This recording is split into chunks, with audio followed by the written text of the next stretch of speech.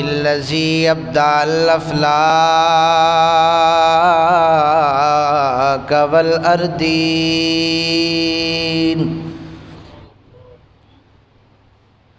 الذي جعل حبيبه خاتم النبيين والصلاة والسلام على سيد الأشرف الأنبياء والمرسلين وعلى آله وأصحابه أجمعين. أما بعد فأعوذ بالله السميع العليم من الشيطان الرجيم. بسم الله الرحمن الرحيم.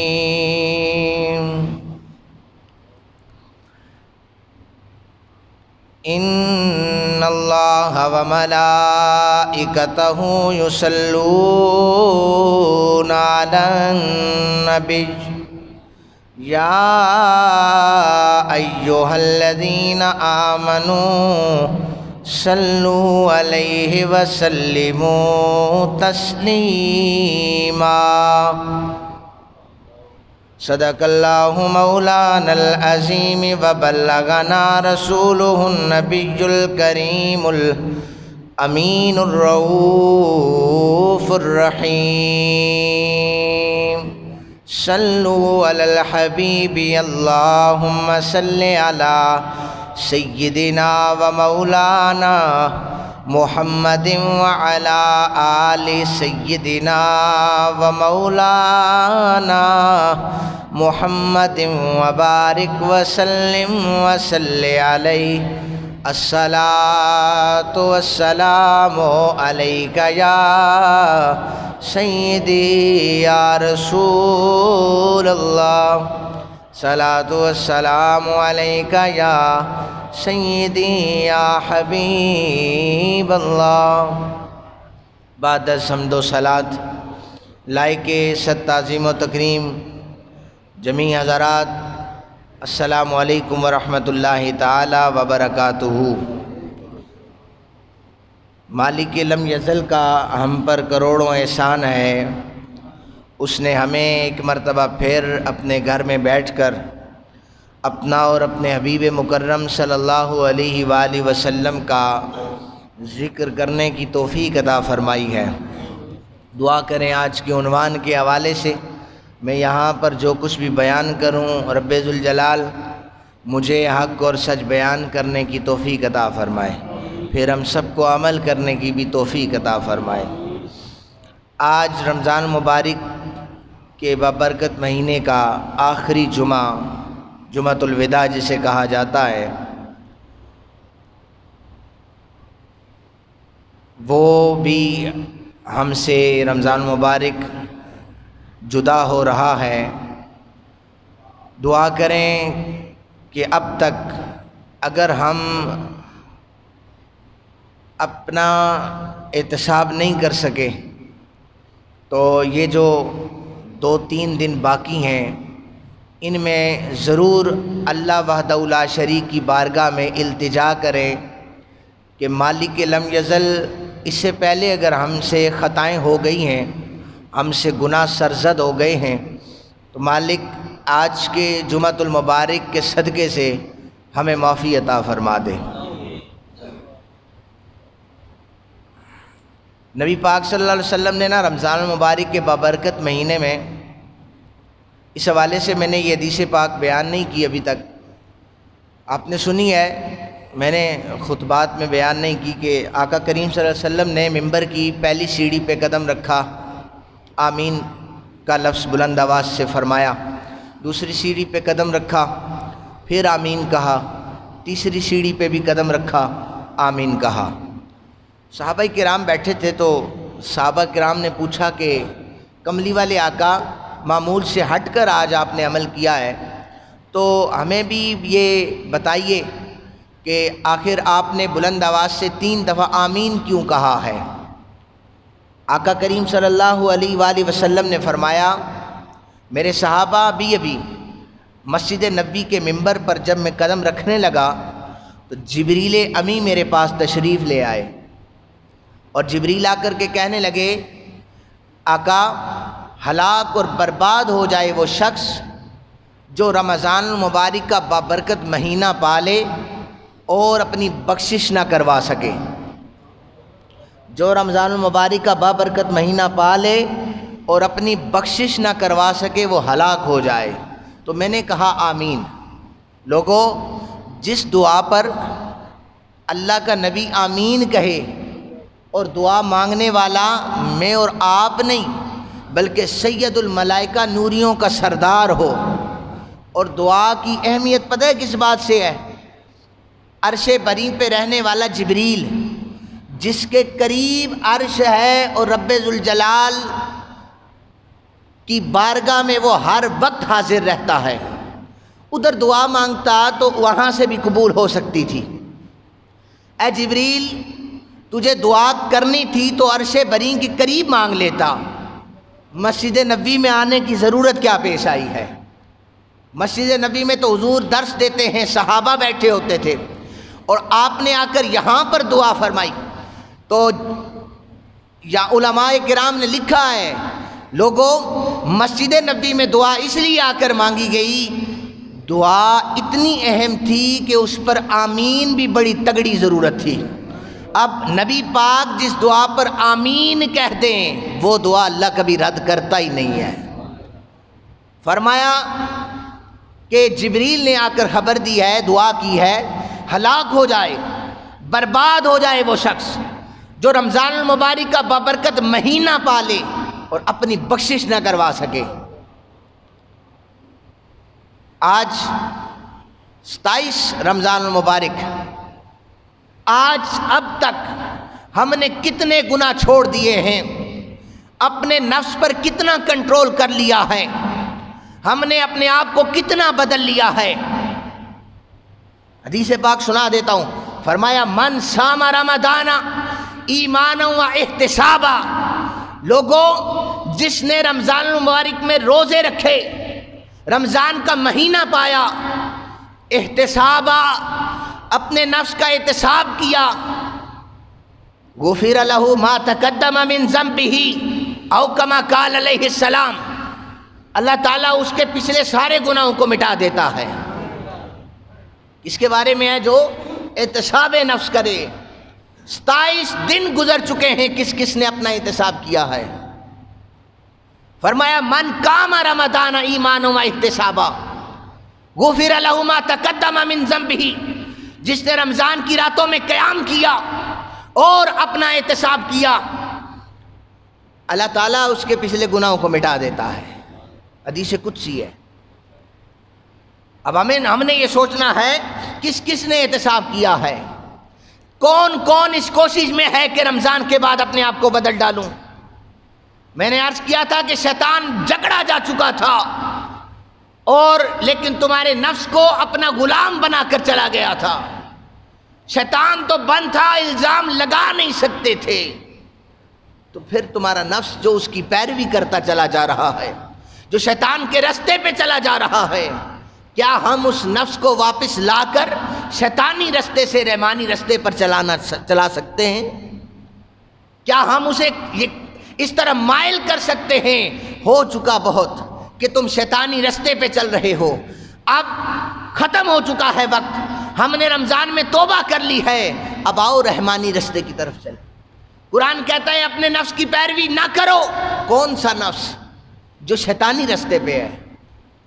حضور نے فرمایا کہ جس نے احتساب کر لیا وہ فلاح پا گیا، اس کے پچھلے گناہوں کو مٹا دیا جائے گا، اور فرمایا کہ وہ ہلاک ہے، وہ برباد ہے جو رمضان المبارک کے بابرکت مہینے کو پالے اور وہ اپنی بخشش نہ کروا سکے۔ آسمان دنیا پر پہلے آسمان پہ آ کے رب یہ صدائیں لگا رہا تھا، لوگوں تم بخشش مانگو میں تمہاری بخشش کروں گا، لوگوں تم رزق مانگو تمہیں رزق عطا کیا جائے گا، تم مجھ سے جو مانگو گے تمہیں دوں گا، تم مانگو تو صحیح۔ تراویح کے لیے سر بسجود ہونے والوں تمہیں مبارک ہے، تم نے اپنے اللہ سے مانگا ہے۔ اور جنہیں تراویح کی سعادت ہی اللہ نے عطا نہیں کی، جنہیں تو سال بعد رمضان کا مہینہ ملا ہے کہ وہ مسجد میں آئیں، ان کا تراویح کے ساتھ لینا دینا کیا ہے؟ جنہیں صرف وہ مسجد چاہیے جس میں اے سی لگا ہے یا جس میں ٹھنڈک زیادہ ہے، کیوں؟ اس لیے کہ ہم سکون کے ساتھ نماز ادا کریں۔ اس نماز کو بھول گئے جو کربلا کی تپتی ریت پر امام علی مقام نے ادا کی تھی۔ وہ تو تلواروں کے سائے تھے، نماز ادا کی جا رہی تھی۔ کیا وہ سجدہ بھول چکے ہو جو صحابہ کرام نے دیا تھا کبھی بدر کے میدان میں روزے کی حالت میں، کہ جب سورج کی تپش اور تمازت برسا رہی ہوتی تھی اور اتنی گرمی برسا رہا ہوتا تھا سورج، صحابہ تو سجدے کرتے تھے، وہ ایک قدم بھی پیچھے نہ ہٹتے تھے، ہم عبادات سے غافل نہ ہو جائیں۔ نرم و گداس قالینیں بھی ہیں، ایئر کنڈیشن مساجد بھی ہیں، لیکن نماز کے لیے ہماری تھکاوٹ آڑے آ جاتی ہے۔ اللہ تعالیٰ سے دعا ہے اللہ تعالیٰ باعمل انسان بنائے، باعمل انسان بنائے۔ رمضان المبارک کا بابرکت مہینہ میں صبر سکھاتا ہے۔ کیا سکھاتا ہے؟ صبر سکھاتا ہے، ہمیں اخلاق سکھاتا ہے۔ جو بندہ صبر کرے گا وہی تو اخلاق پر پورا اترے گا۔ یعنی جو آپ کا بھائی آپ سے بات کرے، آپ کو مسئلہ بتائے، آپ سے کوئی اس کی بحث ہو جاتی ہے تو آپ اس کو کھانے کے لیے تو نہیں دوڑیں گے نا۔ رمضان سکھا رہا ہے صبر، تو جب صبر ہوگا تو اخلاق آ جائے گا۔ حضور نے فرمایا میرا قرب چاہتے ہو، میری سنگت چاہتے ہو تو اپنے اخلاق کو بہتر کرو، میں کل بروز محشر اپنی سنگت عطا فرما دوں گا۔ نبی پاک صلی اللہ علیہ وسلم کی سنگت کون نہیں لینا چاہتا؟ کون ہے جو یہ چاہتا ہے حضور کی قربت عطا ہو جائے؟ ہر بندہ یہی چاہتا ہے۔ تو حضور کا قرب چاہتے ہو تو اپنے اخلاق کو بہتر کرو۔ یہ جمعۃ الوداع کا پیغام ہے، اسے پلے سے باندھ لیں کہ رمضان نے ہمیں ادب سکھایا ہے، رمضان نے ہمیں صبر سکھایا ہے، رمضان نے ہمیں اخلاق سکھایا ہے، رمضان نے ہمیں گناہوں سے بچنا سکھایا ہے۔ اگر اب بھی ہم نہ سمجھ سکے، اب بھی اگر نہ سدھر سکے، تو پھر کسی کو کیا خبر ہے کہ آگے جو رمضان اگلے سال آئے گا وہ ہمیں نصیب ہو یا نہ ہو۔ اس لیے جو 3-4 دن باقی ہیں، اپنے نفس کا احتساب کر کے اپنے آپ کو اس طرف لگا لیں کہ اب گناہوں سے ہم نے بچنا ہے۔ اب ہم نے 11 مہینے کی تیاری اس 1 مہینے میں کی ہے۔ صرف بھوک پیاس سے رکے رہنے کا نام تو روزہ نہ تھا، روزہ تو جھوٹ، چغل خوری، فراڈ سے بچے رہنے کا نام تھا۔ میں نے بات جو کی ابھی اخلاق کے حوالے سے اور صبر کے حوالے سے، تو مجھے ایک واقعہ فتح مکہ کا یاد آ گیا، وہ بھی آپ کے گوش گزار کرتا چلو۔ نبی پاک صلی اللہ علیہ وسلم نے یہ طبقات، ابن سعد نے طبقات میں اس روایت کو نقل کیا ہے۔ بیت اللہ کا طواف تو پہلے حضرت ابراہیم سے، آپ کے دور سے بھی پہلے سے عبادات جاری تھی، ان کے عبادات کے طریقے اپنے اپنے تھے۔ نبی پاک صلی اللہ علیہ وسلم نے بیت اللہ میں عبادت کے لیے جب آپ تشریف لے گئے ہجرت سے قبل، تو وہاں پر چابی جو تھی نا بیت اللہ کی، وہ حضرت عثمان بن طلحہ کے پاس تھی۔ انہوں نے ابھی اسلام قبول نہیں کیا تھا، چابی بیت اللہ کی ان کے پاس ہوا کرتی تھی۔ ہر بندہ جاتا عبادت کرتا۔ عثمان بن طلحہ نے دیکھا نا کہ کملی والے آقا کریم آ رہے ہیں، یہ آگے کھڑے ہو گئے۔ انہوں نے کہا محمد عربی، ہر بندے کو عبادت کی اجازت ہے، آپ کو بیت اللہ میں عبادت کی اجازت نہیں دے سکتا، آپ کو بیت اللہ میں عبادت نہیں کرنے دوں گا۔ بحث ہوئی اور نبی پاک صلی اللہ علیہ وسلم نے فرمایا عثمان بن طلحہ اس وقت سے ڈرو جب چابیاں میرے ہاتھ میں ہوں گی اور تم قریش دیکھ رہے ہوگے۔ اس نے کہا قریش اس دن مر جائیں گے، جس دن چابیاں تمہارے ہاتھ میں ہوں گی۔ حضور نے فرمایا مریں گے نہیں، اللہ قریش کو اتنی عزتیں عطا کرے گا وہ سارے اپنی آنکھوں سے دیکھیں گے۔ عثمان بن طلحہ کو یقین بھی تھا کہ چابیاں ایک دفعہ حضور کے ہاتھ میں آ جانی ہیں۔ بہرحال وہ معاملہ رفع دفع ہوا، اس کے بعد ہجرت ہو گئی، آقا کریم صلی اللہ علیہ وسلم مدینہ تشریف لے گئے۔ 10,000 کا لشکر جب مکہ پاک میں داخل ہو رہا تھا تو جنہوں نے ظلم و ستم کیے ہوئے تھے وہ کانپ رہے تھے کہ آج ہم سے بدلہ لیا جائے گا، آج ہمیں معاف نہیں کیا جائے گا۔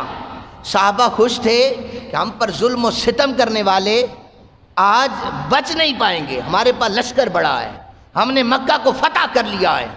حضور کے کانوں میں یہ آواز پڑی نا کہ صحابہ خوش ہیں کہ ہم بدلہ لیں گے، فرمایا خبردار، آج کسی سے بدلہ نہیں لیا جائے گا، آج میں عام معافی کا اعلان کرتا ہوں، سب کو معاف کر دیا جائے۔ کعبۃ اللہ کے قریب حضور پہنچے نا، جو ہی پہنچے حضور نے نگاہیں دوڑانے کے بعد پوچھا عثمان بن طلحہ کدھر ہے؟ وہ جس نے مجھے چابیاں دینے سے روکا تھا، جس نے عبادت کرنے سے روکا تھا، وہ کدھر ہے؟ عثمان بن طلحہ کہتے میں پریشان ہو گیا، مجھ سے بدلہ لیا جائے گا، آج معافی نہیں ملے گی، آج تو مجھے یہاں پر سزا دی جائے گی۔ حضور نے فرمایا عثمان بن طلحہ ادھر آ، یہ وہ وقت آ چکا ہے جب محمد عربی کے ہاتھ میں چابیاں ہیں، اب میری مرضی ہوگی جسے چابیاں عطا کروں گا۔ عثمان کہتے ہیں ڈرتے ڈرتے آگے آیا، حضور نے فرمایا میرے صحابہ گواہ رہنا، میں آج کے بعد چابیاں عثمان بن طلحہ کو دے رہا ہوں اور قیامت تک یہ چابیاں عثمان بن طلحہ کی اولاد کے پاس رہیں گی۔ آج بھی جنہیں سرکاری پروٹوکول دیا جاتا ہے، جن کے پاس کعبۃ اللہ کی چابیاں ہیں، وہ حضرت عثمان بن طلحہ کی اولاد سے ہیں۔ لوگوں جو برا کرے آقا کریم اس سے اچھائی کرتے ہیں، یہ ہے شریعت مطہرہ کا درس۔ حضرت علی پاک نے فرمایا کہ یہ کمال نہیں ہے کہ جی اچھے کے ساتھ اچھا بنو اور برے کے ساتھ برا بنو، نہیں، اچھے کے ساتھ اچھا بننا کوئی کمال نہیں ہے، برے کے ساتھ اچھا بن جانا یہ کمال ہوتا ہے۔ جو نبی پاک کے ساتھ برا کرتے حضور ان کے ساتھ اچھے ہو جایا کرتے تھے۔ اسلام صرف تقریروں سے یا تلواروں سے نہیں، اخلاق کی بنیاد پر پھیلا ہے۔ سہیل بن عمر انہوں نے اسلام ابھی قبول نہیں کیا تھا، تو جب یہ قیدی بن کے آئے نا سامنے، حضرت فاروق اعظم نے عرض کی حضور اجازت دیں اس کے نیچے والے 2 دانت توڑ دیتا ہوں۔ حضور نے فرمایا عمر رک جا، میں لوگوں کی شکلیں بگاڑنے نہیں آیا۔ آقا یہ تو اسلام کے خلاف شعر و شاعری کیا کرتا تھا، یہ تو گالیاں دیا کرتا تھا اسلام کو۔ حضور نے فرمایا میں ان کی شکلیں بگاڑنے نہیں آیا، ان کے لیے ہدایت کی دعا کرنے آیا ہوں، یا اللہ انہیں ہدایت عطا فرما دے۔ سہیل بن عمر کو جو ہی آزادی ملی حضور نے فرمایا تو چلا جا، اب تجھے آزاد کر رہا ہوں۔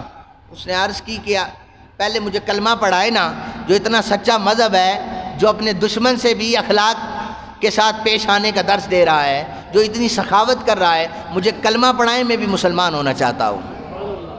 اسلام تو پھیلا ہی اخلاق سے ہے، لیکن آج افسوس سے کہنا پڑتا ہے اخلاق نام کی کوئی چیز یا تہذیب نام کی کوئی چیز اس امت سے ختم ہوتی جا رہی ہے۔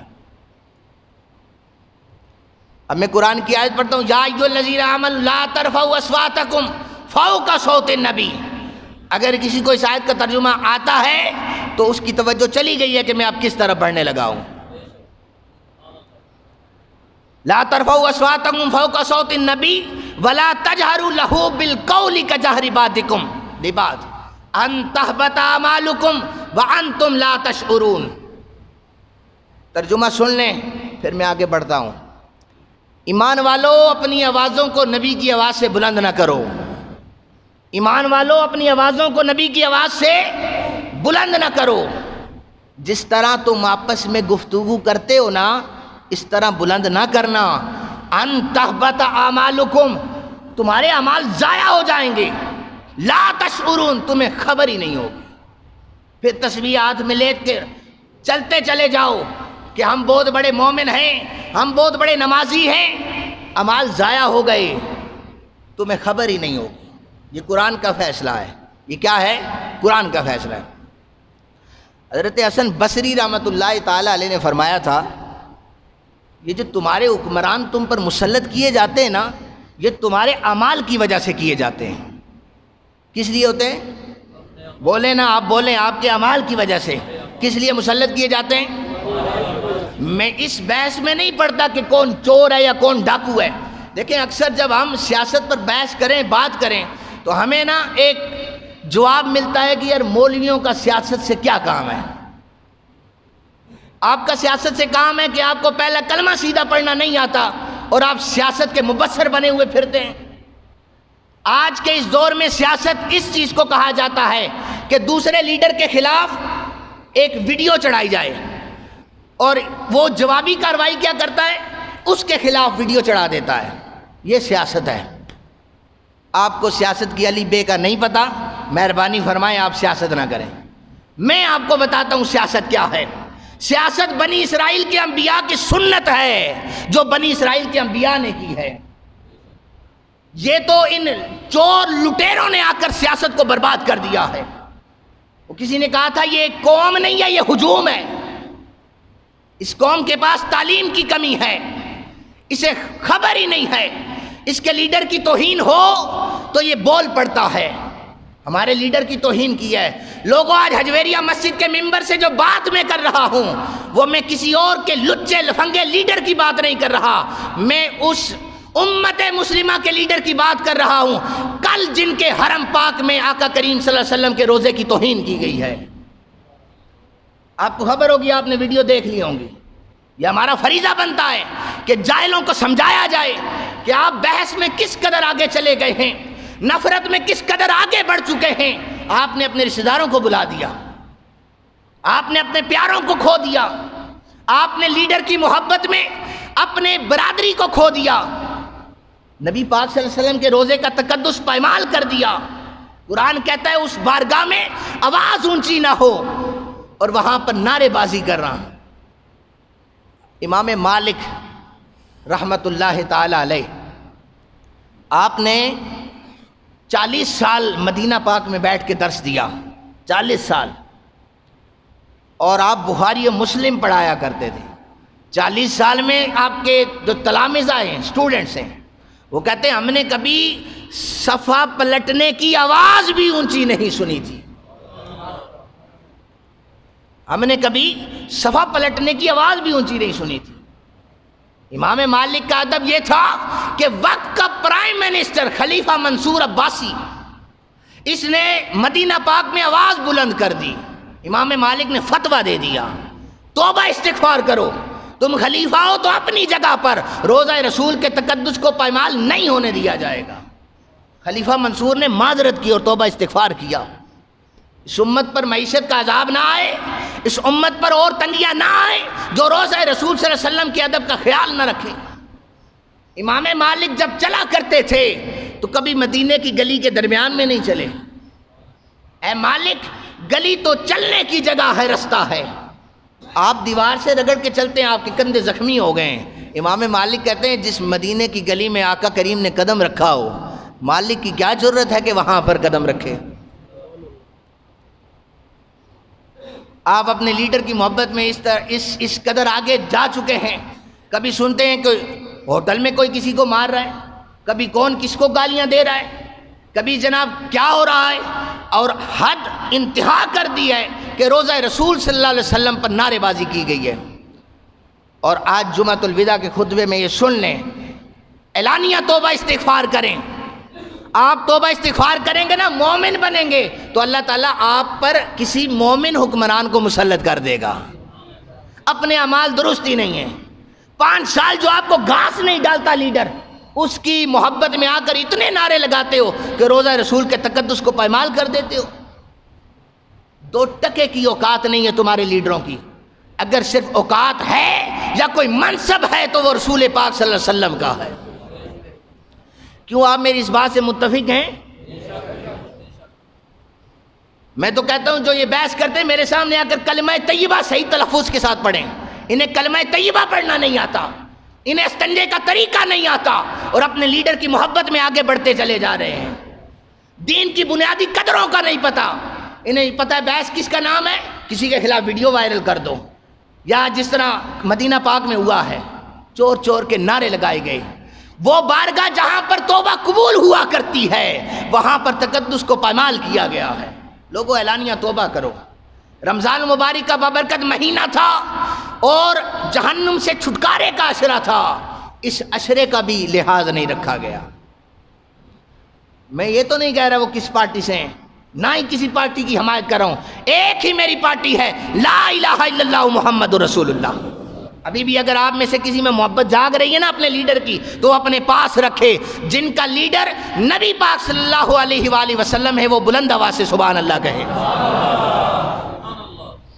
ایک ہی لیڈر ہے ہمارے، انہی کا کلمہ پڑھا ہے، انہی کے ناموس پر بولنا ہے، انہی کے دین کو عام کرنا ہے، انہی کے دین کی تبلیغ کرنی ہے۔ اب نہیں جانتے کسی لیڈر کو، اسی لیے اپنے لیڈروں کی محبتوں میں آگے نہ بڑھو، اتنا آگے نہ بڑھو کہ حدود کو تم توڑ ڈالو۔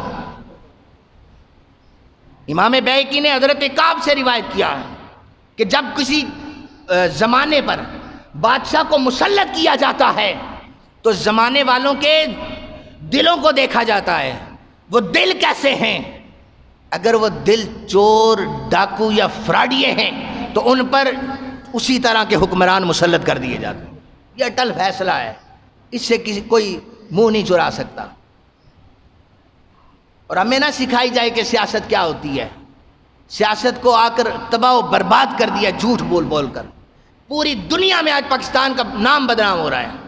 ہمارے محافظ بن کے آنے والے، کبھی آپ دیکھیں پارلیمنٹ میں لڑائیاں، جھگڑے، فساد۔ اچھا ممبر سے نا، یہ پچھلے دور میں علمی بحث ہوتی ہے نا، کوئی بھی کسی بھی ٹاپک پہ کرے، ہم علمی بحث کرتے ہیں، تو اسپیکر پہ پابندی لگا دی کہ خبردار یہ فرقہ واریت پھیلا رہے ہیں۔ کون؟ یہ مولوی جو ہیں، یہ فرقہ واریت پھیلا رہے ہیں۔ یہ کیونکہ یہ دین کی بات یا علمی نقطے کو اختلاف جو ہے وہ بیان کرتے ہیں، اس لیے۔ اچھا آپ اسپیکر پہ پابندی لگائیں تاکہ دوسرے مسلک والے آواز نہ سن سکیں، یہ فرقہ واریت ہے۔ ٹھیک ہے، یہ فرقہ واریت ہے، آپ کی نظر میں فرقہ واریت ہے، آپ نے اس پر پابندی لگا دی۔ آج جو فرقہ واریت جو ٹی وی چینلز کے ذریعے سے پھیلائی جا رہی ہے، یعنی جس بندے کو دیکھو نا، دو جہاں پر کھڑے ہیں وہ آپس میں بحث کر رہے ہیں، سوشل میڈیا ہو، پرنٹ میڈیا ہو، الیکٹرانک میڈیا ہو۔ کچھ ایک طبقے نے کچھ صحافیوں کو خریدا۔ صحافت پتہ ہے آپ کو کتنا بڑا منصب ہے، تباہ و برباد کر کے رکھ دیا اسے۔ آدھوں نے اتنے صحافی خرید لیے، آدھوں نے اتنے خرید لیے، یہ ان کے خلاف، یہ ان کے خلاف، ساری قوم کو لڑایا ہوا ہے، لیکن آج تک پابندی نہیں لگائی۔ آپ اس کو سوچا تو کریں یار، کہ یہ لوگ صرف دین کے خلاف ہیں، یہ ایک ہی پلیٹ میں کھاتے ہیں اور عوام کو لڑاتے رہتے ہیں۔ جو آپ کا لیڈر 5 سال بعد آپ کے جنازوں میں بھی آئے، آپ کے گھروں میں بھی آئے، آپ کی گلی اور رستے پکے کروا کے دیتا ہے، اس لیے کہ مجھے ووٹ ڈالا جائے، 5 سال وہ آپ سے ہاتھ نہیں ملاتا۔ یہ آپ اپنی حیثیت دیکھ لیں، آپ کریں نا کال جا کر ڈائریکٹ کسی منسٹر سے ملیں، وہ آپ کو پہلے تو لائن میں لگائے گا، 5 منٹ بھی وہ نہیں دے گا آپ کو بات سننے کے لیے۔ اس لیے مہربانی کریں، اپنے ووٹ کا صحیح استعمال کریں تاکہ چور اور لٹیرے ہم پر مسلط نہ ہو، ہم پر وہ مسلط ہو کہ جو صرف نبی پاک صلی اللہ علیہ وسلم کے دین کا محافظ ہے، جو آقا کریم صلی اللہ علیہ وسلم کے دین کو لے کے آگے چلنا چاہتا ہے، جو صرف علم بلند کرنا چاہتا ہے، تو وہ کیا ہے؟ لا الہ الا اللہ محمد الرسول اللہ۔ پاکستان کا مطلب کیا؟ اونچی آواز سے بولیں یار، پاکستان کا مطلب کیا؟ دستور ریاست کیا ہوگا؟ محمد الرسول اللہ صلی اللہ علیہ وسلم۔ دستور ریاست کیا ہوگا؟ محمد الرسول اللہ صلی اللہ علیہ وسلم۔ اللہ تعالیٰ سے دعا ہے آج کے رمضان المبارک میں آخری جمعے میں ہم یہ التجا کرتے ہیں، مالک لم یزل ہمارے پیارے ملک پاکستان کی خیر فرما دے۔ یہ جو لوگ پاکستان کی بنیادوں کو کھوکھلا کرنا چاہ رہے ہیں، پاکستان کے خلاف سازشیں کر رہے ہیں، یا اللہ انہیں نیست و نابود فرما دے، انہیں ہدایت عطا فرما دے۔ انہیں پتہ نہیں ہے، انہیں پتہ نہیں ہے کہ یہ ملک پاکستان کتنی قربانیوں سے حاصل کیا گیا تھا۔ ہمارے بزرگوں کی تاریخ تو پڑھیں یار، کتنی قربانیوں سے حاصل کیا گیا تھا، اور آج پاکستان کا مذاق بنا دیا ہے پوری دنیا کے اندر۔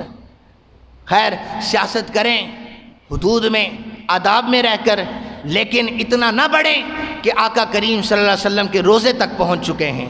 اتنی بدتمیزی نہ کریں اور اتنی اخلاقیات سے گری ہوئی باتیں نہ کریں کہ جو دوسرے کی ذات پر اٹیک کریں۔ یہ تو سیاست ہے، آپ بات کریں، آپ لیگل ایشو پر بات کریں، نیشنل ایشوز پر بات کریں، لیکن یہ کیا بات ہوئی؟ ایک اس کے گھر کے خلاف بول رہا ہے، دوسرا اس کے گھر کے خلاف بول رہا ہے۔ اللہ تعالیٰ سے دعا ہے، اللہ تعالیٰ میں ایسے حکمرانوں سے، ایسی عوام سے جن کے دلوں میں علم نہیں ہے، جہالت بری ہوئی ہے، اللہ تعالیٰ میں پناہ عطا فرمائے۔ وما علینا الا